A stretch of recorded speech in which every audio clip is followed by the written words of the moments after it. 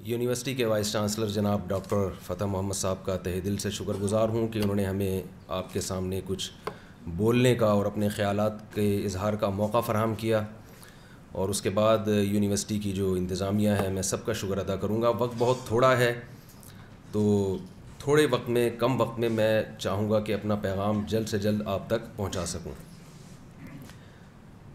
میں اس وقت تعارف کرنے کے لیے آپ کے سامنے حاضر ہوا ہوں ایک فتوے کا جو ملک بھر کے 5000 سے زائد جید مفتیان کرام کا ایک متفقہ فتویٰ تھا، اس کا میں تھوڑا سا خلاصہ آپ کے سامنے پیش کروں گا، کیونکہ ایک غلط فہمی ہمارے ذہنوں میں جو میڈیا کے ذریعے پھیلائی گئی ہے اور اسلام دشمن قوتوں نے پھیلائی ہے، وہ یہ ہے کہ اسلام گویا دہشت گردی کا مذہب ہے، اور اسلام کے نام پہ اور عصبیت اور لسانیت کے نام پہ ہمارا ملک جس دہشت گردی سے ماضی میں گزرا ہے وہ سب کے سامنے ہے۔ چند سالوں میں ہمارے ملک میں 75,000 لوگوں کی موت ہوئی ہے۔ 75,000 یہ معمولی مقدار نہیں ہے، اور کتنے لوگ بے گھر ہوئے، کتنے بچے یتیم ہوئے، وہ اس کے علاوہ ہے۔ تو اسلام اس بارے میں کیا کہتا ہے؟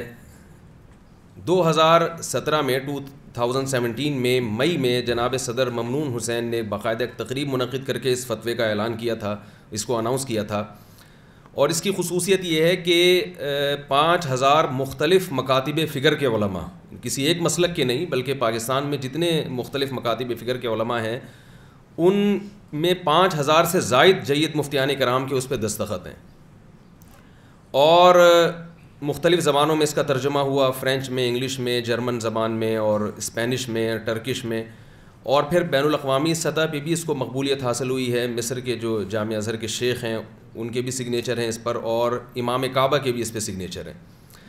تو میں یہ آپ کے سامنے اس کا خلاصہ اس لیے پیش کرنا چاہتا ہوں تاکہ آپ کو اکارڈنگ ٹو اسلام پتہ ہونا چاہیے کہ ملک کے بارے میں اسلام کے ہمیں کیا رہنمائی فراہم کرتا ہے، اس کے بارے میں قرآنی آیات کیا ہیں، احادیث کے فتویٰ تو اس کا میں خلاصہ پیش کروں گا، لیکن میں ساتھ ساتھ تھوڑی سی کچھ قرآنی آیات اور آپ صلی اللہ علیہ وسلم کی صحیح احادیث آپ کے سامنے پیش کروں گا کہ ایز اے پاکستانی ہماری کیا ذمہ داری بنتی ہے، ملک میں رہنے کے لیے ہمیں کس طرح سے رہنا ہے، ہمارا ویژن کیا ہونا چاہیے۔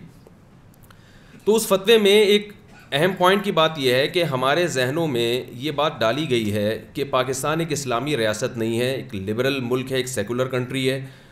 اس میں تو کچھ لوگ جو لبرل قوتیں ہیں وہ اس سوچ کو پروموٹ کرنے کی کوشش کر رہی ہیں، اور قائد اعظم کو ایک سیکولر شخص بنا کے پیش کیا جاتا ہے، لیکن بہت سے جو مذہبی لوگ ہیں وہ بھی اس غلط فہمی کا شکار ہوئے ہیں، اور وہ آپ ان کی جہالت کہیے یا معصومیت کہیے، کیونکہ پاکستان میں کچھ قوانین ایسے ہیں جو واقعی اسلام کے منافی ہیں۔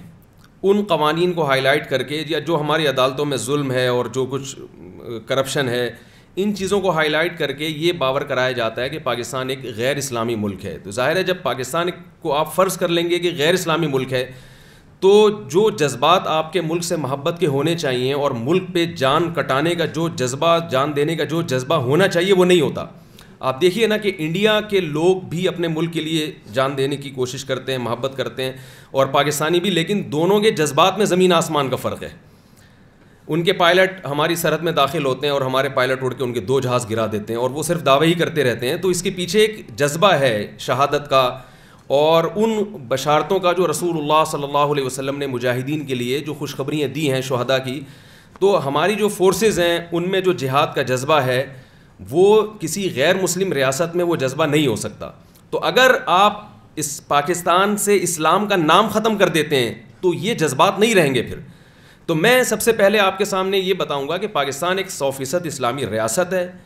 اگر اس میں عملی کوتاہی ہے تو اس کی وجہ سے یہ کوئی غیر اسلامی ریاست نہیں بنتی۔ پاکستان کے آئین میں یہ بات لکھی ہوئی ہے کہ قرآن و سنت کے منافی کوئی بھی قانون نہیں بنایا جا سکتا۔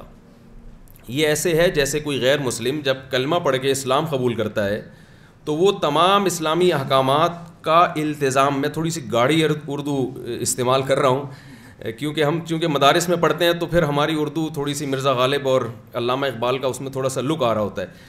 تو وہ جو ہے نا یہ جیسے کوئی غیر مسلم جب اسلام قبول کرتا ہے تو وہ اس بات کو اپنے اوپر لازم کر لیتا ہے کہ میں شریعت کے تمام احکامات کو فالو کروں گا. آپ دیکھتے ہیں کہ ایک شخص اگر نماز نہیں پڑھتا, ہم اسے تنبیہ کرتے ہیں یار کبھی نماز بھی پڑھ لیا کرو, کبھی مسجد میں بھی آ جایا کرو. وہ کہتا ہے بھائی اللہ مجھے توفیق دے گا انشاءاللہ آ جاؤں گا. لیکن یہ بات ہم کسی غیر مسلم کو نہیں کہہ سکتے, اس لیے کہ وہ فوراً کہے گا کہ بھائی آپ مجھے کیوں تبلیغ کر رہے ہیں, میں تو نہیں مانتا, میں تو اسلام کو فالو نہیں کرتا. تو ایک وہ شخص جو مسلم ہو لیکن بد عمل ہو مگر وہ اسلام کی فہرست سے خارج نہیں ہوتا, وہ رہتا مسلمان ہی ہے, اور ایک وہ شخص ہے جو سرے سے اسلام کو مانتا ہی نہیں ہے. دونوں میں فرق ہے کہ ایک مسلم ہے اور ایک غیر مسلم ہے. تو یاد رکھیے اسی طرح کنٹریز میں بھی ایسا ہوتا ہے کہ ایک ملک ایسا ہے کہ وہ اس بات کا التزام کرتا ہے کہ میں کوئی بھی قانون قرآن اور سنت کے خلاف بننے نہیں دوں گا. وہ الگ بات ہے کہ اس کی عوام یا جو اسمبلی میں جانے والے لوگ ہیں ان میں شعور نہیں ہے اور وہ بہت سے قوانین اسلام کے خلاف بنا لیتے ہیں, تو اس سے وہ ملک اسلام کی فہرست سے باہر نکلتا نہیں. اگر آپ تھوڑا میرا ساتھ دیتے رہیں گے نا تو مجھے یہ اطمینان ہوگا کہ آپ میرے ساتھ شریک ہیں اور میں جو پیغام ڈیلیور کرنا چاہ رہا ہوں وہ آپ اچھی طرح یعنی سمجھ رہے ہیں. جو لوگ میرے یوٹیوب پہ لیکچر سنتے ہیں وہ آپ جانتے ہیں کہ میں بار بار کہتا ہوں بھائی بولیں ذرا, یا جو میں جملہ ادھورا چھوڑتا ہوں تو آپ اس کو ذرا کمپلیٹ کریں. تو یہ جو شق ہے پاکستان کے آئین میں کہ قرآن و سنت کے منافی تو سمجھتے ہیں نا سب, قرآن و سنت کے اگینسٹ کوئی بھی قانون نہیں بن سکتا, یہ اتنی مضبوط ایک شق ہے کہ اس کو اسمبلی 100% افراد مل کے بھی چینج نہیں کر سکتے. یعنی یہ کتنی بڑی پاکستان کے ایک اسلام کے لحاظ سے ایک پازیٹیو چیز ہے کہ ہماری اسمبلی 100% بھی اگر متفق ہو جائے کہ ہم آئین سے اس شق کو نکال دیں تو یہ اس کے بس میں نہیں ہے. کیوں؟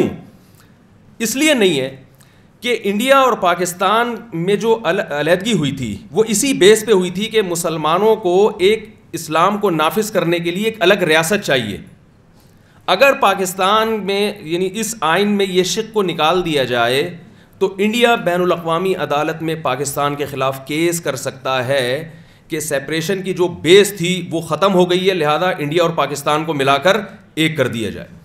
تو آپ اس سے اندازہ لگائیں کہ کوئی بھی مسلمان کسی بھی وقت اسلام کو چھوڑ سکتا ہے, لیکن پاکستان ایک ایسا اسلامی ملک ہے اسلام جس کی مجبوری بن چکا ہے اور وہ اسلام سے دستبردار نہیں ہو سکتا. تو یہ ایک بہت پازیٹیو چیز ہے ایک ہمارے کنٹری کی, ایک ہمارے ملک کی. ہاں امپلیمنٹ میں دشواریاں ہیں اور ظاہر ہے جب اچھے لوگ اوپر جائیں گے تو وہ 100% قرآن و سنت کے موافق قوانین بنیں گے. ابھی بھی 95% جو قوانین ہیں وہ الحمدللہ ہمارے اسلام کے مطابق ہی ہیں. تو اس بارے میں آپ کو اپنا کانسیپٹ کلیئر کر لینا چاہیے. کوئی بھی آپ کو ورغلاتا ہے کہ بھئی یہ ملک اسلامی نہیں ہے تو آپ اس سے ڈیبیٹ کے قابل ہونے چاہیے, آپ کے پاس دلائل ہونے چاہیے جس سے آپ یہ ثابت کر سکیں کہ ہم ایک اسلامی ریاست میں رہتے ہیں اور اس کو 100% اسلامی ریاست بنانا یہ ہماری ذمہ داری ہے. میں سمجھا پایا ہوں اپنی بات, یہاں تک بات کلیئر ہو گئی ہے. دوسری بات یہ کہ یہ بات خوب اچھی طرح سمجھ لیجئے کہ اس وقت پاکستان کی حیثیت محض ایک اسلامی ریاست کی نہیں ہے بلکہ پوری دنیا میں سب سے زیادہ اہم ترین اسلامی ریاست اس وقت پاکستان ہے. اگر آج آپ کا حرمین محفوظ ہے, مکہ اور مدینہ محفوظ ہے تو صرف اور صرف پاکستان آرمی کی وجہ سے اور پاکستان کی وجہ سے محفوظ ہے. یہ ہمارے لیے بڑے فخر کی بات ہے کیونکہ نیوکلیئر پاور ہے اور سعودی عرب کو جب بھی ڈیفنس کی ضرورت ہوتی ہے اس کی نگاہیں کہاں ہوتی ہیں؟ پاکستان کی طرف. اور اس وقت پاکستان واحد کنٹری ہے جو نہ صرف یہ کہ سب سے مضبوط عسکری طاقت رکھتا ہے بلکہ اسلامی ممالک کو سب سے زیادہ جو ان کی فوج کو ٹریننگ دینے والی ریاست بھی پاکستان ہے. کئی ممالک کی افواج ہمارے ہاں آتی ہیں اور ہم ان کو ٹرین کرتے ہیں. تو یہ تمام چیزیں ہمارے ملک کی ایک پازیٹیو. میڈیا پہ اتنا کچھ ہم نے اپنے ملک کے خلاف سنا ہوتا ہے, اتنا کچھ نیگیٹو. میں ملیشیا میں تھا تو ایک نیوز چینل پہ میں دیکھ رہا تھا کہ ہمارا ہی چینل تھا اور وہ کیا خبر نشر کی اس نے کہ ایک اسکول میں ایک ٹیچر جو ہے وہ بچوں کو ڈنڈے سے کوٹ رہا ہے, طبیعت سے جیسے وحشیانہ طریقے سے مار رہا ہے. اور یو کے کا ایک اسکول دکھایا کہ جس میں ٹیچر جب کوئی بچے آتے ہیں نا اسکول میں پڑھنے کے لیے تو اسٹوڈنٹس کے ساتھ وہ ان کو پیار کر رہی ہے اور ان سے پوچھ رہی ہے کہ آپ نے بریک فاسٹ کیا ہے, ناشتہ کریں گے یا لنچ کریں گے. تو یہ کمپیئر کیا جا رہا ہے کہ ہمارے اسکولوں کا حال دیکھیں اور ان کے اسکولوں کا.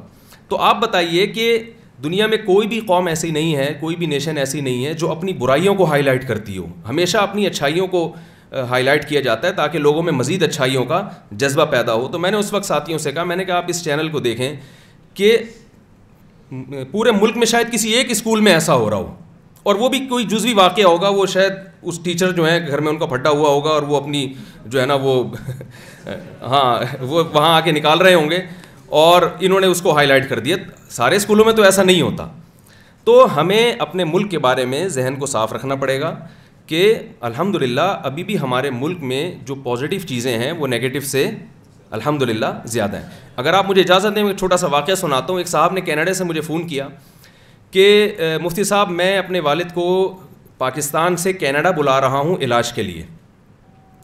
تو میں نے کہا پاکستان میں ہاسپٹل نہیں ہے؟ کہہ رہے نہیں, اصل میں یہاں جو کینیڈین ہیں وہ اتنے اچھے ہیں, بوڑھوں کے ساتھ ان کا سلوک اتنا اچھا ہے, 60 سال سے ابو جو لوگ ہوتے ہیں ان کی بڑی زبردست کیئر ہوتی ہے اور یہ بہت اچھے. اور ہمارے یہاں بوڑھوں کا حال دیکھیں کیا ہے, ہسپتالوں میں کیسے بیچارے جو ہے نا وہ سسک رہے ہوتے ہیں. تو وہ یعنی یہ باور کرانا چاہ رہے تھے کہ وہ بہت اچھے ہیں اور ہم بہت برے ہیں. میری طرف ذرا آپ توجہ رکھیے. تو میں نے ان سے ایک بات کہی, میں نے کہا مجھے ایک بات بتائیں کہ جو نرس آپ کے والد صاحب کی کیئر کر رہی ہے کینیڈا کے ایک ہاسپٹل میں, اس نرس کو اس کیئرنگ کے پیسے ملتے ہیں. آپ اس نرس سے پوچھیں کہ کیا وہ اپنے باپ کے ساتھ بھی ایسا سلوک کر رہی ہے جتنا اچھا سلوک وہ آپ کے والد کے ساتھ کر رہی ہے؟ اور میں نے کہا آپ چونکہ پاکستانی ہیں, آپ کو اپنے والد کے علاج کی اتنی فکر ہے کہ آپ پاکستان سے اپنے والد کو بلوا رہے ہیں خرچہ کر کے کینیڈا میں علاج کے لیے. کیا کینیڈین بھی اپنے باپ سے اتنی محبت کرتے ہیں کہ وہ علاج کے لیے اگر ان کو کہیں بلوانا پڑے دوسرے ملک تو وہ بلوائیں گے کیا؟ انہوں نے کہا قطعاً ایسا نہیں ہے. تو آپ یہ دیکھیں کہ ایک ہی چیز ہے, اس میں وہ یعنی ہمارے ملک کے لیے ایک نیگیٹو, ہماری قوم کے لیے ایک نیگیٹو سوچ رکھ رہے تھے, میں نے اس کو فوراً کیا کر دیا, پازیٹیو. تو یہ سوچ آپ کو بنانی پڑے گی. تو اس وقت پاکستان کی اہمیت الحمدللہ اسلامک جتنے بھی کنٹریز ہیں ان میں سب سے زیادہ ہے, اور ڈیفنس کے لحاظ سے پاکستان دنیا کا بہت, میں یہ تو نہیں کہہ رہا کہ طاقتور ترین ملک بن چکا ہے, لیکن بہت زیادہ الحمدللہ طاقتور ملک بن چکا ہے. تو تیسری بات یہ ہے کہ ملک میں کسی بھی قسم کی مسلح تحریک, عسکری تحریک چلانا, چاہے وہ لسانیت کی بیس پر ہو چاہے وہ مذہب کی بیس پر ہو, یہ حرام ہے, ناجائز ہے. رسول اللہ صلی اللہ علیہ وسلم نے ارشاد فرمایا, صحیح حدیث ہے کہ مسلمانوں کا جب کوئی ایک امیر بن جائے, صدر یا وزیر اعظم, یہ بھی ایک امیر ہی کی حیثیت ہے اس کی, تو آپ صلی اللہ علیہ وسلم نے فرمایا اگر کوئی دوسرا اس کے خلاف زبردستی کھڑا ہو, یعنی تحریک چلائے, مسلح اسلحے کی تحریک, دھرنوں کی بات نہیں کر رہا میں, تو آپ صلی اللہ علیہ وسلم نے فرمایا اس دوسرے کو قتل کر دو, کائنم من کان, وہ جیسا مرضی کیوں نہ ہو, کتنا ہی نیک کیوں نہ ہو. کیونکہ مسلمانوں کی جو یونٹی ہے, مسلمانوں کا جو اتحاد ہے, اس کو سب سے زیادہ فوکس کیا گیا ہے. آپ صلی اللہ علیہ وسلم نے ہمیں ظالم حکمرانوں کی بھی اطاعت کا حکم دیا. صحیح بخاری کی حدیث ہے, رسول اللہ صلی اللہ علیہ وسلم نے ارشاد فرمایا, اسمعوا واطیعوا ولو سلط علیکم رجل حبشی کأن رأسہ ذبیبہ. فرمایا اگر تمہارا حاکم حبشی غلام کیوں نہ ہو اور اس کا سر کشمش کی طرح پچکا ہوا کیوں نہ ہو, یعنی پرسنالٹی بھی نہ ہو اس کی. بعض لوگ ذہین ہوتے ہیں, پرسنالٹی اچھی نہیں ہوتی, اور بعض نہ دماغ ہے اور نہ شکل. تو نبی صلی اللہ علیہ وسلم نے فرمایا اگر کوئی ایسا شخص بھی تمہارا امیر بن جاتا ہے تو اس کی بھی تمہیں اطاعت کرنی پڑے گی. تو حکومتی قوانین جب بنتے ہیں تو ہم پر یہ لازم ہے کہ ہم ان قوانین کو فالو کریں. ہم یہ کہہ کے اس قانون کو مسترد نہیں کر سکتے کہ یہ چونکہ فلاں وزیر اعظم وہ کرپٹ ہے یا فلاں ایسا ہے تو میں نہیں مانتا. ایک صاحب مجھے کہنے لگے, میں نے ان کو کہا کہ آپ ریڈ سگنل پہ اپنی گاڑی کو روکیں, انہوں نے کہا میں اس حکومت کو مانتا ہی نہیں, یہ تو کرپٹ لوگ ہیں. میں نے کہا آپ کے ماننے یا نہ ماننے سے کچھ نہیں ہوتا. حاکم کی ڈیفینیشن یہ نہیں ہے جس کو آپ مانیں, حاکم کی ڈیفینیشن یہ ہے جس کے پاس قوت ہو, پاور ہو, وہ اپنے حکم کو طاقت کے زور سے منوا سکتا ہو. تو مسلمانوں کے اتحاد کو برقرار رکھنے کے لیے رسول اللہ صلی اللہ علیہ وسلم نے ہمیں یہ حکم دیا ہے. دوسری بات یہ کہ غیر مسلموں کے بارے میں جو ایک الزام لگایا جاتا ہے کہ علماء کافر قرار دیتے ہیں اور دہشت گردی پھیلاتے ہیں, تو غیر مسلموں کے بارے میں رسول اللہ صلی اللہ علیہ وسلم کی جو ہدایات ہیں, صحیح حدیث ہے ابو داؤد کی, آپ صلی اللہ علیہ وسلم نے ارشاد فرمایا کہ جس نے کسی غیر مسلم کا مال چھینا, جس نے کسی غیر مسلم پر ظلم کیا, جس نے کسی غیر مسلم کو ناحق قتل کیا, فانا حجیجہ یوم القیامہ, قیامت کے دن اس غیر مسلم کی طرف سے میں انتقام لوں گا. تو کتنی بڑی ایک اسلام کے ظرف میں وسعت ہے کہ جو شخص محمد صلی اللہ علیہ وسلم کو نبی نہیں مانتا اس کی بھی جان اور مال کی حفاظت کا بالکل اسی طرح حکم ہے جس طرح ایک مسلمان کی جان اور مال کی حفاظت کا حکم ہے. ایک اور اہم پیغام اس فتوے میں جو دیا گیا ہے وہ یہ ہے کہ دیکھیے ہر شخص کو اپنا عقیدہ رکھنے پر یعنی کوئی زبردستی مجبور نہیں کر سکتا اپنا عقیدہ دوسرے پر ٹھوسنے پر, کوئی بھی مجبور نہیں کر سکتا. ہر شخص کوئی بھی عقیدہ رکھنے میں بالکل آزاد ہے. تو ملک میں جو مختلف مسلک ہیں, میں نام نہیں لوں گا, سب جانتے ہیں, ہمارے ہاں تو کچھ زیادہ ہی ہیں پاکستان میں, یعنی باقی کنٹریز میں نہیں ہے, لیکن ہمارے ہاں تو ہر گلی محلے میں کوئی نیا فرقہ ہے. تو ہمیں اس بارے میں بھی ہدایات ملتی ہیں قرآن و سنت سے. لا اکراہ فی الدین, سورہ آل عمران کی آیت ہے. اللہ فرماتے ہیں دین میں جبر نہیں ہے. قد تبین الرشد من الغی, میں نے حق اور باطل راستے کو بالکل جدا جدا اور ممتاز کر دیا ہے. فمن شاء فلیؤمن ومن شاء فلیکفر, جس کا دل چاہے اس ٹریک پر چلے, جس کا دل چاہے اس کے مخالف پر چلے. انا اعتدنا جہنم للکافرین نزلا, آخرت میں ہم نے حساب کا دن رکھا ہے, ہم خود حساب لیں گے کہ کون صحیح تھا اور کون غلط تھا. تو آپ کا کوئی بھی مسلک ہو, آپ اپنی رائے دلائل سے دوسرے کے سامنے ظاہر کر سکتے ہیں, مگر آپ کو اپنی رائے زبردستی کسی پر مسلط کرنے کی اجازت نہیں ہے. تو ہمارا ملک جس دہشت گردی کا شکار ہے یا رہا ہے ماضی میں, اس میں ایک بہت بڑا المیہ یہ ہے کہ یوٹیوب پہ مختلف لوگ اور ٹیلی ویژن کے چینل پہ بیٹھ کے یا پمفلٹ بازی کے ذریعے یا کسی بھی طرح سے میڈیا کا استعمال کر کے اپنی رائے کو زبردستی دوسرے پر مسلط کرنے کی کوشش کرتے ہیں. جو آپ کی رائے سے متفق نہیں ہے وہ گمراہ ہے, کافر ہے, جہنم میں جائے گا, اور پتہ نہیں کیا کیا اس پہ جو ہے وہ فتوی بازی کی جاتی ہے. تو اس سے بھی ملک کا اتحاد پارا پارا ہوتا ہے. تو ہمیں ان چیزوں سے بھی اجتناب کی بہت سخت ضرورت ہے. اور ایک اہم بات یہ بھی ہے کہ اس وقت پوری دنیا میں ایک آواز اٹھائی جا رہی ہے ویمن رائٹس کے حوالے سے, خواتین کے حقوق کے حوالے سے. تو ہمیں یہ دیکھنا چاہیے کہ اسلام نے خواتین کو کیا حقوق دیے ہیں. رسول اللہ صلی اللہ علیہ وسلم نے حجۃ الوداع کے موقع پر جو خطبہ دیا ہے وہ ایک انسانیت کے لیے بہت اہم خطبہ تھا. اس میں آپ صلی اللہ علیہ وسلم کی صحیح حدیث ہے, فرمایا استوصوا بالنساء خیرا. آپ صلی اللہ علیہ وسلم نے فرمایا عورتوں سے متعلق میری وصیت قبول کرو کہ ان کے ساتھ اچھا سلوک کرو. وصیت کا لفظ استعمال کیا. وصیت کہتے ہیں جب کوئی شخص دنیا سے جا رہا ہوتا ہے اس وقت جو کلام کہتا ہے وہ بہت اہم ہوتا ہے, وہ کیونکہ وہ بہت یعنی نپے تلے احکام اس وقت دے رہا ہوتا ہے, اس کو پتہ ہے میں دنیا سے جا رہا ہوں. تو آپ صلی اللہ علیہ وسلم نے گویا یہ اشارہ کر دیا کہ میں دنیا سے جا رہا ہوں اور تمہیں جو چند بہت اہم ترین احکام دے رہا ہوں اس میں ایک حکم یہ ہے کہ خواتین کے ساتھ اچھا سلوک کرو. وہ اچھا سلوک کیا ہے وہ آپ صلی اللہ علیہ وسلم کی سیرت میں ہمیں ملتا ہے. کیونکہ وقت بہت تھوڑا ہے, میں ایک حدیث سناؤں گا اس بارے میں. آپ صلی اللہ علیہ وسلم نے اپنی بیوی سے کس قدر محبت کی, جبکہ وہ عرب معاشرہ جو عورتوں سے اس قدر نفرت کرتا تھا کہ بیٹی کو زندہ دفن کر دیا جاتا تھا. تو آپ صلی اللہ علیہ وسلم نے کس قدر محبت کی. حضرت عائشہ رضی اللہ تعالیٰ عنہ فرماتی ہیں کہ نبی صلی اللہ علیہ وسلم وہ جگہ پیالے میں تلاش کیا کرتے تھے جہاں سے میں نے پانی پیتی تھی, اسی جگہ سے منہ لگا کے آپ پانی پیا کرتے تھے. تو آپ اندازہ لگائیں یہ محبت آپ صلی اللہ علیہ وسلم نے سکھائی ہے کہ اپنے گھر والوں کے ساتھ اس طرح سے محبت کی جائے. عرب بیٹیوں سے نفرت کرتے تھے.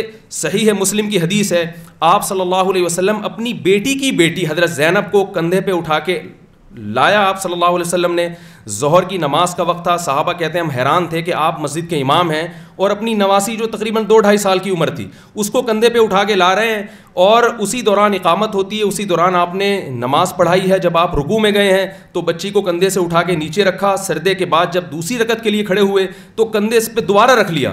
4 رکعتیں اس طرح پڑھائی ہیں. اب محدثین حیران ہیں کہ یہ پوری زندگی نبی نے یہ عمل کبھی نہیں کیا, اور نماز میں تو ایسا حکم بھی نہیں ہے کہ بچوں کو آپ کندھے پہ اٹھا کے نماز پڑھائیں. تو یہ نبی نے ایسا کیا کیوں ہے؟ تو شارحین لکھتے ہیں کہ صرف بیٹی اور لڑکی کی محبت ڈالنے کے لیے اور عرب کے دل میں جو اس کی نفرت تھی وہ نکالنے کے لیے آپ صلی اللہ علیہ وسلم نے یہ عمل کیا ہے. تو اس پر کہنے کے لیے بہت کچھ ہے, باتیں بہت ہیں, لیکن ہمیں اپنے عمل سے ایز اے مسلم بھی اور ایز اے پاکستانی بھی ہمیں یہ ثابت کرنا پڑے گا کہ ہم ایک واقعی ایک اسلامی ریاست کے شہری ہیں, اور ان تمام چیزوں میں ہمیں کسی اور سے گائیڈنس کی ضرورت نہیں ہے, بلکہ ہم اس لائق ہیں کہ ہم دوسروں کو اس بارے میں گائیڈ کریں. اللہ تعالیٰ سے دعا ہے کہ اللہ تعالیٰ ہمارے ملک کی اندرونی اور بیرونی ہر قسم کے شر سے حفاظت فرمائے, اور ہمارے ملک کو ایک مضبوط اسلامی ریاست بنائے, اور ہمارے ملک کو امن کا گہوارہ بنائے. وما علینا الا البلاغ. مفتی طارق مسعود صاحب کے بیانات سننے کے لیے YouTube سبسکرائب کریں, اور اگر آپ لائیو ویڈیو کو कभी भी मिस नहीं करना चाहते हैं तो सब्सक्राइब करने के बाद बेल आइकन पे क्लिक करना मत भूलें। जज़ाकल्लाह।